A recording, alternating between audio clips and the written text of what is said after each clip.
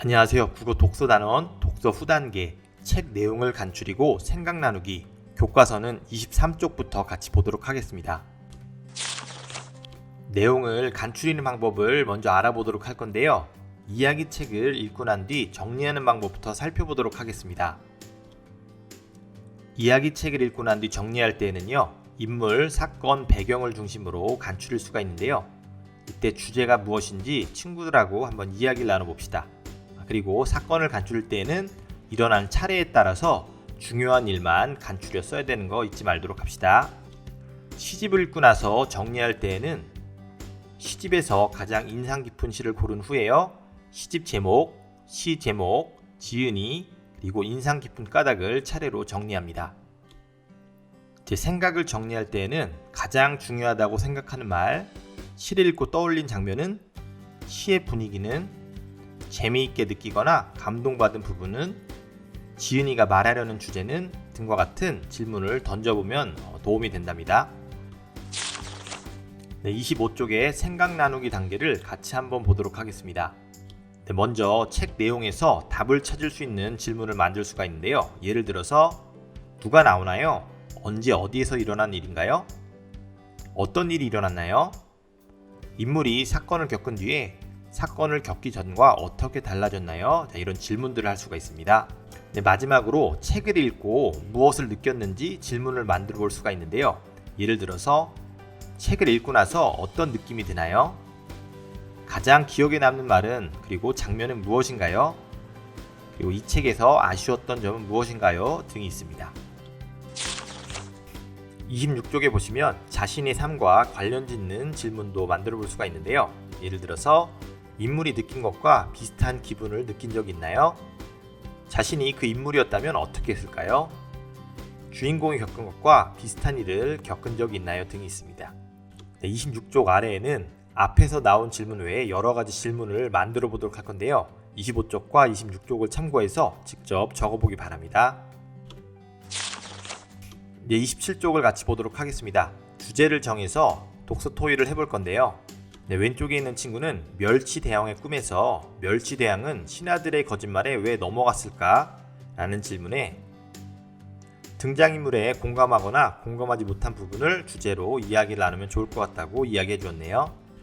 오른쪽에 있는 친구는 김만덕에 나온 조선시대와 지금 우리가 살아가는 시대는 가난한 사람들을 돕는 방법이 어떻게 다를까? 이 질문에 책에서 나온 세계와 현실 세계를 견주어 보는 내용으로 토의하고 싶다고 이야기해 주었습니다. 왼쪽 아래 친구는 사라 버스를 타다와 젓가락 달인을 예로 들면서 두 책의 비슷한 점이나 다른 점을 이야기해 보고 싶다고 말했습니다. 오른쪽 아래에 있는 친구는 지구 온난화 문제를 해결하려면 어떤 노력을 해야 될까? 이 질문에 책에서 다루는 문제를 어떻게 해결하면 좋을지 토의해 보고 싶다고 이야기했네요.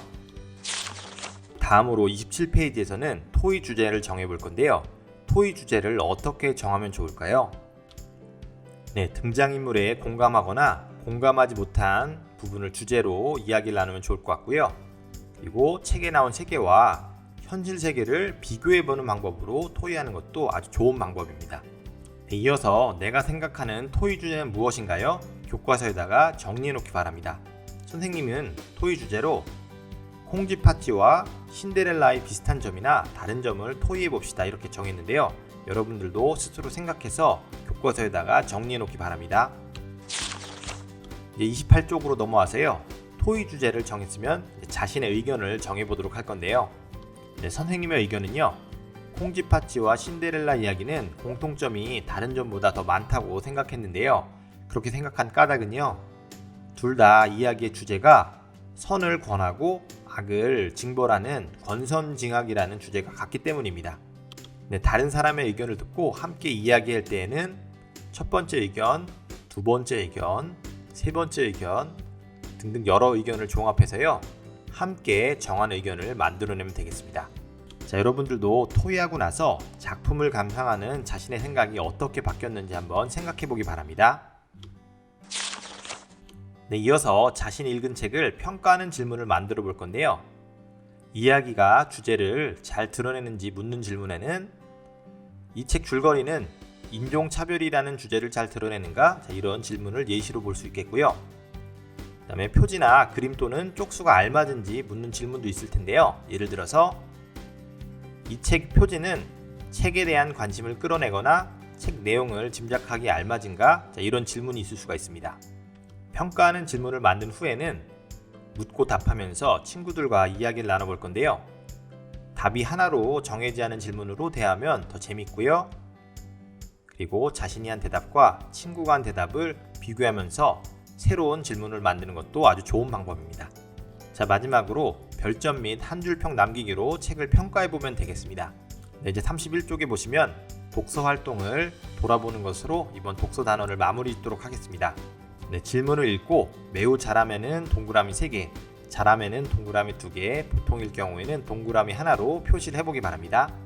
네, 첫 번째 질문입니다. 책 표지 차례 그림을 살펴보고 읽을 책을 정했나요? 네, 그렇습니다. 네, 두 번째 질문 보겠습니다.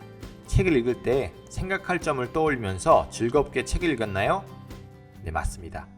네, 세 번째 질문 봅시다. 친구들과 질문을 주고받으면서 책에 대한 생각을 활발하게 나누었나요? 선생님은 잘함 정도에 체크하도록 하겠습니다.